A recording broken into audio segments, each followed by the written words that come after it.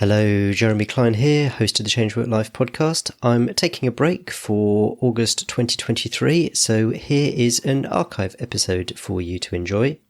This is episode 14 with Kim Searle, where what we talk about is the midlife crisis. You've probably heard of the midlife crisis. Maybe you feel like you're going through a midlife crisis. But what is in fact going on? What does it really mean? Well, in this archive episode, that's what we dive into.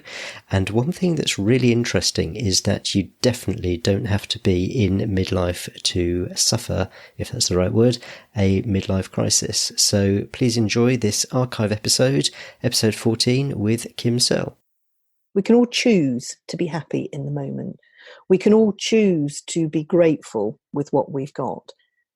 But invariably, we're always looking at the external validation of who we are. And it's all about our The midlife internal crisis. growth. What is it? How does it happen? And what can we do about it? In this episode, we'll find out. I'm Jeremy Klein, and this is Change Work Life.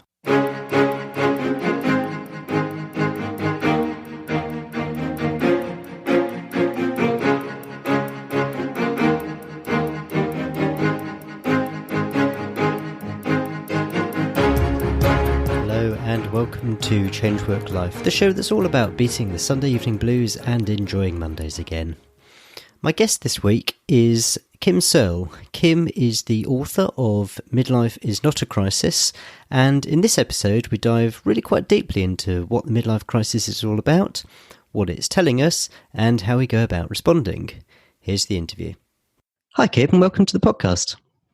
Hello, thank you very much for asking me, Jeremy. Very excited. Can we just start with, can you tell us what it is that you do? I market myself as a midlife mentor, and that is actually an umbrella term that I'm using for all the different skills that I have: hypnotherapy, NLP, coaching, and some others that I use. NLP being? Neuro-linguistic programming. It's been around probably for nearly 20 years, but it's becoming more prominent. And all it is about the way we speak, the way we think, and the way we act. So it's the science behind all that. So as a midlife mentor, is this something that then you have changed to in midlife, or is this something that you've kind of always done? No, this is very recent. I came up with this last year when I left work and decided to set up on my own again, because many years ago I worked as a therapeutic coach, helping people with challenges that they were facing. And I've always wanted to go back out on my own since qualifying as a cognitive hypnotherapist back in 2011, and I'm finally doing it. But I wanted something that was targeting the midlife journey, if you like, because I think it's such a major area in our lives that's really, it's ridiculed, it's mocked, but not really understood. Yeah, I wanted to ask you about that because it's something that seems to me, it's something of a cliche. It's, you go and buy the sports car or have the affair with someone who's much younger or take 6 months off and go to India to discover yourself or all that sort of thing. I mean, it just comes across as a bit of a cliche. I mean, is there substance to it? I mean, what's, when you get down to it, what is the midlife crisis? What's going on? But actually, when does it start for us, first of all? Okay, well, I'll start with that one. It can start at any time because all it is where you suddenly realise that what you're doing isn't really what you want to be doing. And you're asking yourselves the big questions. Who am I? What am I doing? And where am I going?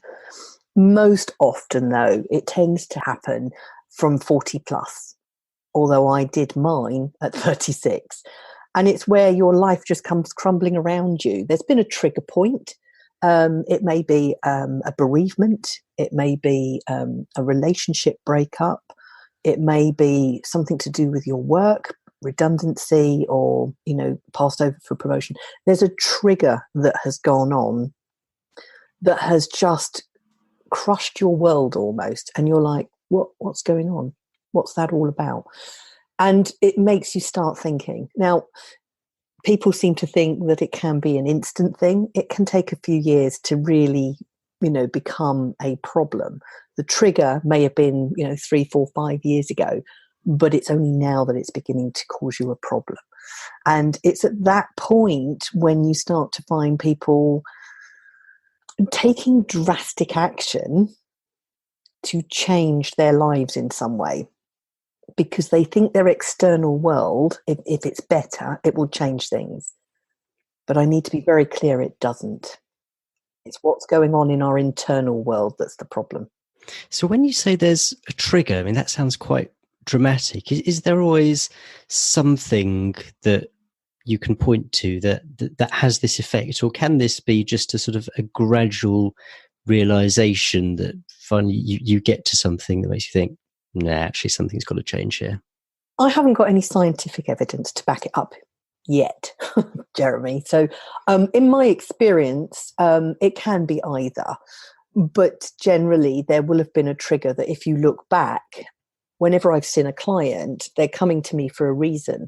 But when you start to track back, something has happened to them in their past that they think they've got over, that they've dealt with, that it's not a problem. But it's actually sort of festered and grown and just builds dissatisfaction all round, I think. Is that true?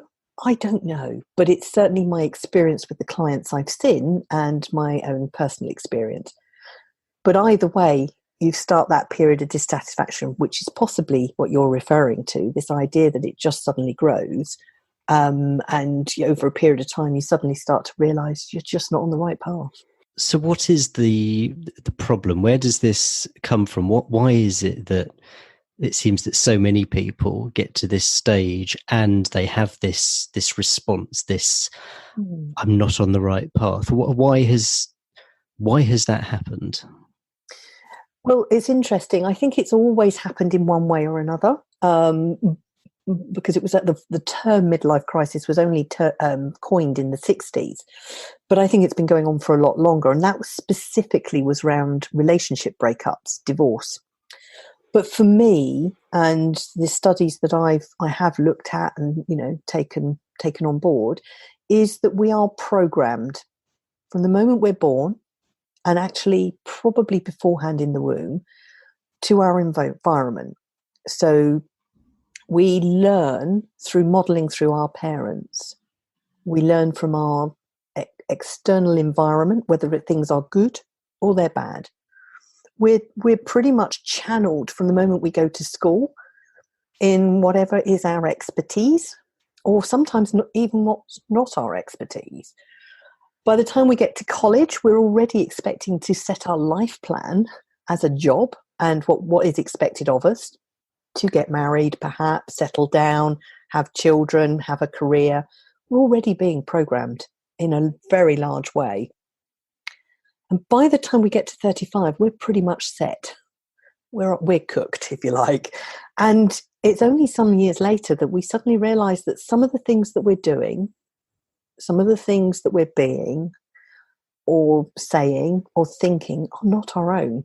They are your mum's voice or your dad's voice, or it's what you were told to do. So I'm not saying that life is wrong, but there will be elements of it that we are living that are not our own. So we're not being true to ourselves. It's the programming that we receive from, or possibly shortly before birth, that doesn't necessarily reflect who we truly are. Is that right? Yeah, I often liken it to a computer. When you get your new shiny, or laptop, let's use a laptop, nice shiny laptop, it's running really quickly and it's learning all the applications that you're putting on there. It's learning how to respond, and it starts to store information. It stores all your favorites, all your likes. Goodness, Google stores all your clicks and goodness knows what else, doesn't it? But it slows the system down. And sometimes you'll take on viruses and bugs that will do other things, or you'll take on a program that actually conflicts with something you've already got, and they just constantly bat with each other. That's us. What I like to think of is that's what's driving the whole system just to close down, start to question what's going on. We start to shape the thing or whatever. And we just need to ask some questions. What is working for us? This application works, that one doesn't. I'm asking us to start to review the behaviours of the laptop. What is the laptop doing or not doing that's working or not working? And start to get under the bonnet of that and fix it. You said that people tend to try to, air quotes, fix this by changing some external factor, be it the job, the relationship, the car, but that doesn't work. Or at least, so why doesn't that work, or can it work? Is that sometimes what solves the problem? It's a good point. Yes, for some people it can, but it's the consequences of that that may not be so pleasant for the people around you. So my recommendation to anyone who's got to this point where they're just not sure what they're doing or where they're going is to pause and to start to ask themselves some of the tough questions that perhaps we don't ask ourselves. And, questions such as, what is it you really enjoy doing? What is it you don't? Who in your life is bringing you the value? And what you're doing is instead of looking at the external world, which is great, but isn't really the cause of the problem, because we can all be happy in the moment. We can all choose to be happy in the moment. We can all choose to be grateful with what we've got. But invariably, we're always looking at the external validation of who we are. And it's all about our internal growth, looking at what's really going on for us. Because one of the things that happens is we've been taking on beliefs all the way through our life, certainly from childhood. I'm not good enough. I'm not important. I'm not worthy. I'm not loved or lovable. All these are really underpinning some of the stuff that's going on for us now. And they've all come to light. Turning that slightly on its head, what about if the belief is something like, this should be enough? Why am I unhappy? I've got the life partner, I've got the kids, I've got the house, which I really like. Okay, yeah, I've got a mortgage to pay, but I like living here. I've got the car I want. I've got a job which I've been doing for a few years. I'm well respected. I've created a name for myself. Why is that not working for me? Why is that not enough? I mean, surely it should be. I mean, what's gone wrong?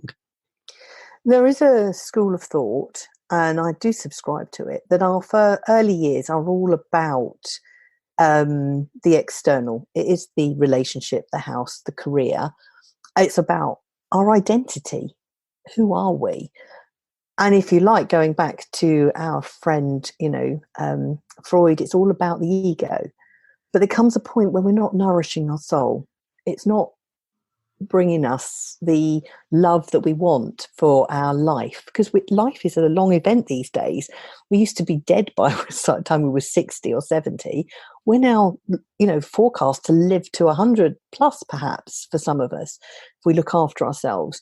That's a long time to, have a life and not be nourishing ourselves. And our focus tends to start to turn towards having a purpose.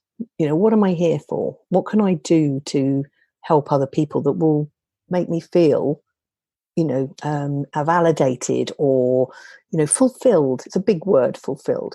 So that's why it's important to start to look inwards and not outwards. So if you've got a relationship and a job and you've got all the things that seem to be fine and you're still unhappy, it's not them, is it? So the only one left is you, the individual who's asking these questions. And I'll be honest, the more I talk to people, it's the workplace that it's starting to erupt more in now. You still get people dealing with the relationship or whatever, but it's work where people are getting dissatisfied. And what do? They job hop because the grass is greener, but it's not, because what they're doing is running away from the fact that it's them that has something going on that's dissatisfying for them. Where does someone start? Someone who is at this phase, they've got the job which they're not feeling terribly inspired by, and they've got all these feelings of, I just don't know what life what life's about. Mm. So these are really big questions and quite overwhelming questions. So where do you start? Well, the number of options, I think the first thing is to get curious. What is this all about? What is going on for me that's making me feel this way? And start, gosh, we've got the internet these days. It's made so easy. It's just start looking and having a glance round. And when I was being trained, one of the things my teachers taught me when I was a hypnotherapist was that go where you're drawn, where your passion is. You get excited about something and start investigating it, researching it, looking at it. So if you're like I was in IT, but I'm very interested in the alternative side of life.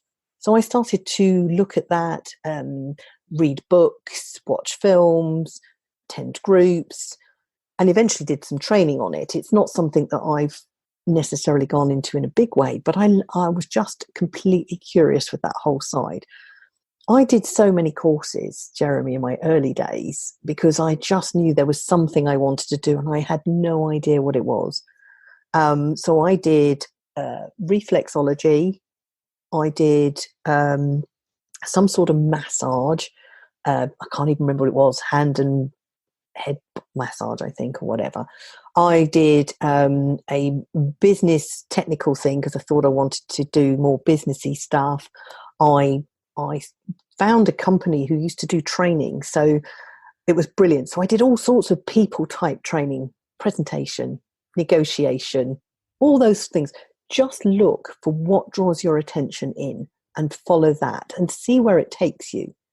So that's a bit just to build into your life. But if you want something more specific and you are at work, why not find if you can see if business will pay for a coach for you? Somebody who can start to talk to you about what you really want and how they can move you forward. Or pay for yourself and see somebody who will help explore what's going on for you. Now, I focus around the hypnotherapy because I'm looking to clear the blocks. But a lot of people will have the skills in a different way to help you through that. So it's about being curious, I think. That the first step is to start to look what's going on, ask yourself questions. You mentioned sort of looking at what interests you. I have seen people say, the thing is, I don't really have any interests. I'd like to watch TV or I like to play computer games or something like that. So what do you say to someone like that who just doesn't think that they're interested in anything? I mean, how do they find what they might be interested in without feeling overwhelmed that you've got to start trying to get interested in everything? Yeah, absolutely not. It's just about being curious and starting somewhere. So it's interesting that you've mentioned computer games and TV. These are just like the many other tools that we've used to numb our life out. So my recommendation to start with is what brought you sort of joy as a child? What excited you as a child? So there may have been things that you were drawn to and you were interested in at that point. Have a look at those things. If there's something there that you could perhaps bring into your adult life, I mean, obviously computer games is something that a lot of people will have done, but what's that giving them? Is it the excitement or is it the challenge? Is it perhaps that they're playing with other people on the web? So is it community that they're looking for? Understanding what that is about and then finding out how they can bring more of that into their life. Because invariably there will be something in that will help you today. Does that make sense? I'm just wondering, I mean, aren't children curious about lots of things and often the same things? I mean, every child seems to go through a phase where they're fascinated by dinosaurs, and every child seems to go through a phase where they're fascinated by space travel or something like that. So how do you identify your thing that's not just what every kid goes through because, it's exciting, it's these great big monsters, or it's traveling to the stars, or that sort of thing? But is that true, Jeremy? Is that true? Is everybody involved like dinosaurs? I like dragons. It could be classed as dinosaurs, but there was magic involved in the dragons. I used to love those. I used to love all the, magical stories that you had out there. I still am a big fan of King Arthur and Merlin. Love it. Is everybody into that? No, probably not. So will be things that was really, really important to you as a child. And I don't know what they would be because everybody is different. And yes, some of them will be generic. Everybody was into Harry Potter, let's be honest. And that's fine. Some of us still are. Yeah, I'm not saying anything. But yes, so it doesn't matter. It's just, what is it? And how can you bring more of that into your life now? What's the meaning for you? What did you get from it? Did it make you feel good that, there was all good was conquering evil in the Harry Potter series? Or did you like the fact that they worked together to get things done? Did you love the fact they had magical abilities? Well, what are your magical abilities? Because we've all got them. It's just finding which ones they are. So can you talk us through an example, maybe to take that on? So maybe a client of yours, someone, how they've gone, what they've identified in childhood and how that has helped them, where it's taken them to. Yeah, it's a very good point. I'm going to use myself as an example because it's really interesting. I loved films where good always came out. So I'm a big Star Trek fan. Oh my word. And and one of the first series I used to really get involved in, and I didn't realize until recently watching a documentary on it, how the person who came up with the idea wanted the human race to have resolved all conflict. Wanted that they weren't fighting with each other, that they were working together. It's very rare you see them falling out with each other, certainly in the first series, that they fell out with each other. They didn't. They fell out with aliens, all these other things. But there was some really big moral stories going on in that. The whole kissing a black woman,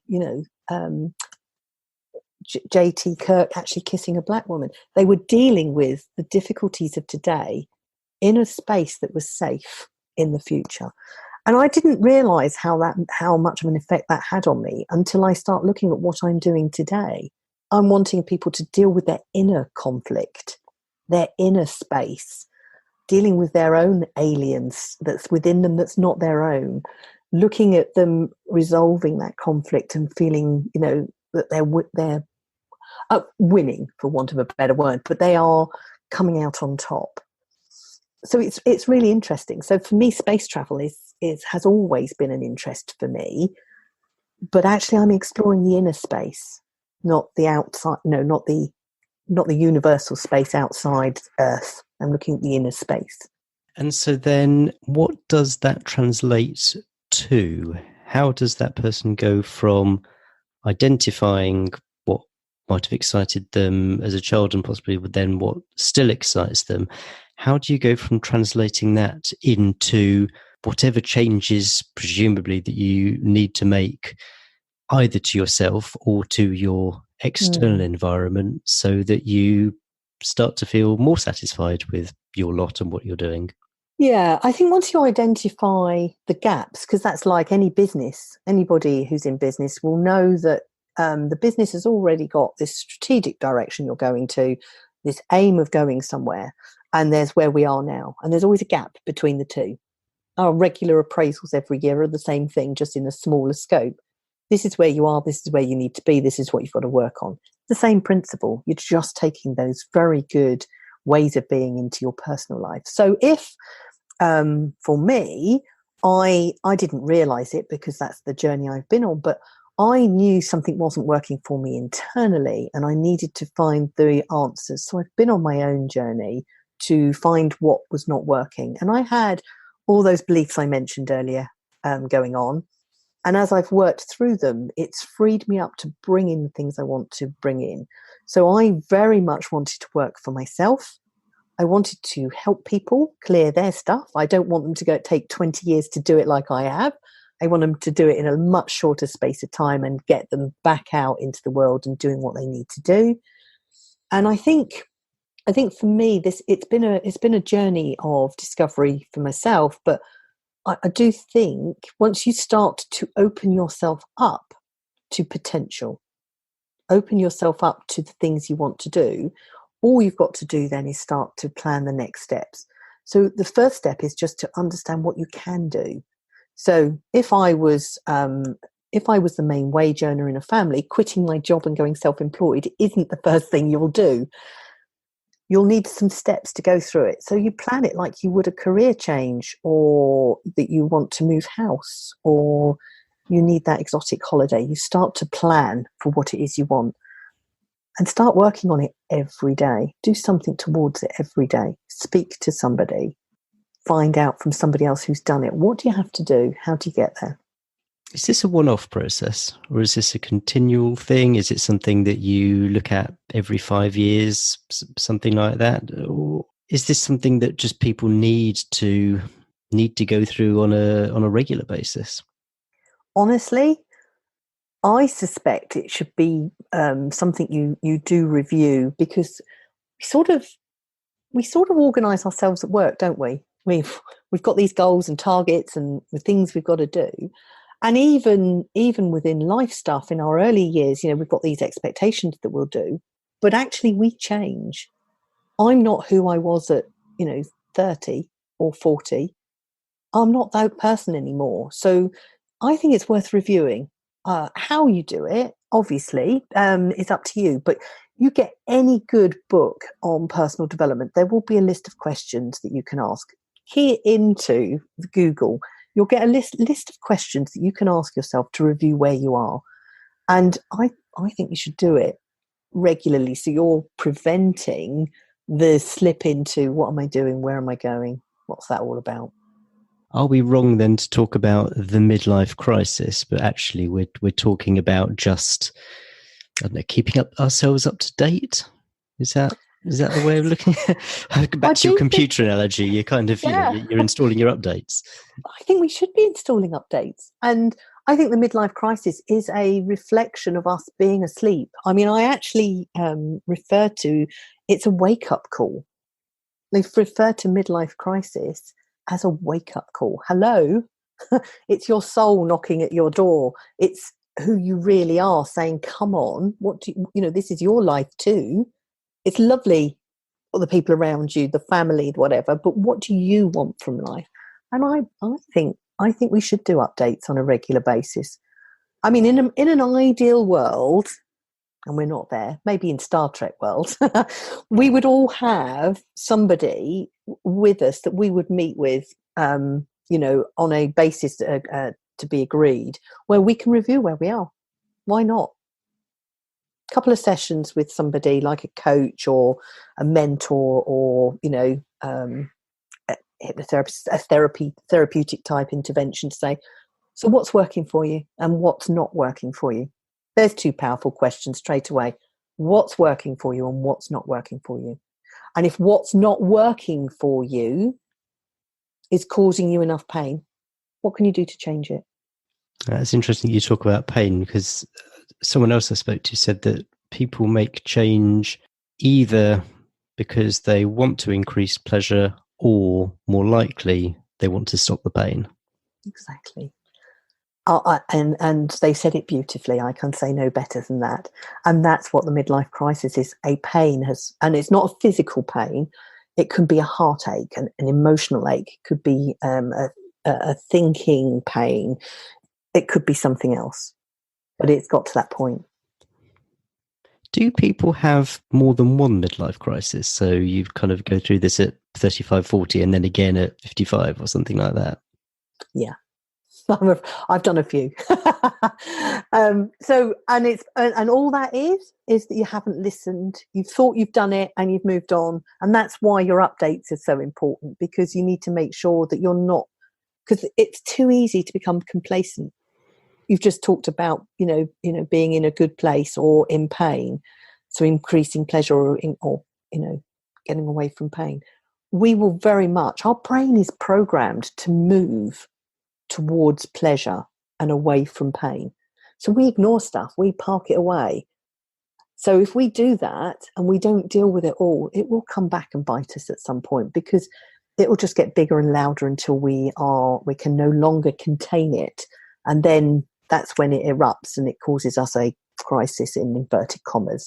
So yeah, I think you're spot on there. I do think it can happen more than once, maybe for different reasons. Do you know what I mean? But that's why it's so important for our mental health and our emotional health, possibly even our physical health, to look after ourselves and be mindful of what is or isn't working for us. So you mentioned tons of resources out there, books, websites, all that sort of thing. Is there one or two that you think, if people want to look at this in a bit more detail, they should start with something that's maybe helped you in particular, or just something that gives a really good starting point for someone who wants to dive into this a little bit more? Yeah, absolutely. So I think one of the tools that I very often say to my clients when they're dealing with emotional stuff, but can actually work for faulty thinking, is a technique known as emotional freedom technique. Now, it's a very bizarre technique, but let me explain how it works. It's about tapping on key points around the head, chest, and underarms that I think and believe disrupts the neural pathways and the biological processes of what's going on. So let me explain. If you are feeling particularly angry about something somebody said to you, and it's wound you up and you're still thinking about it as you go to bed, by tapping on these key points around the eye and around the mouth, onto the chest, under the arms, and on top of your head, what you're doing is, whilst you're thinking about that emotion, you're feeling that emotion, the brain likes habits and expectations, and it works the same way every time. But because you're tapping and you're talking at the same time, you're interrupting those processes, and it starts to calm you down. Now, obviously, I could talk for ages about it, but what I suggest you do is look up on YouTube a guy called Brad Yates, I think he is, EFT, Emotional Freedom Technique. He's got loads of videos on there to deal with stress and anxiety and anger and jealousy and money and blah, blah, blah. But the beauty of it is he's got some positive stuff as well. So you can do the same thing, but on a positive way. So how fabulous is that? So that's a great resource. Great resource. The other one is to look for training courses. And the one that I'm currently big into is Mind Valley. He's got loads of good content on there. So from a training course perspective, he's my latest thing that I'm following, because he's got loads of good information and people working with him. I will certainly link to all those in the show notes. Thank you. Kim, this has been really, really interesting stuff. If people want to talk to you more about all this sort of stuff, where can they find you? Thank you. I appreciate that. Yeah, so any questions at all on what we've talked about today, I would be more than happy to answer. I am on Facebook. It's Kim Searle, Searle, and I've got a page called Midlife Mentor. My website is www.kimsearle.co.uk, and if you want to email, it's just kim@kimsearle. I'm happy to answer any questions that your audience has. Cool. And again, I will put all those links in the show notes. Kim, absolutely fascinating. Thank you so much for your time. Thank you so much for yours.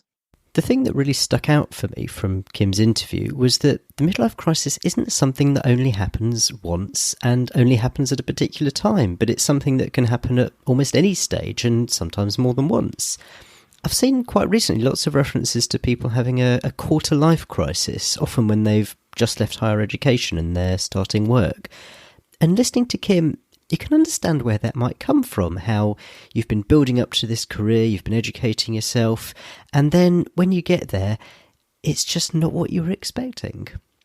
There are links to Kim's website and her book, Midlife is Not a Crisis, and all the other resources we've mentioned in the show notes, and they're at changeworklife.com/14. That's the number 14.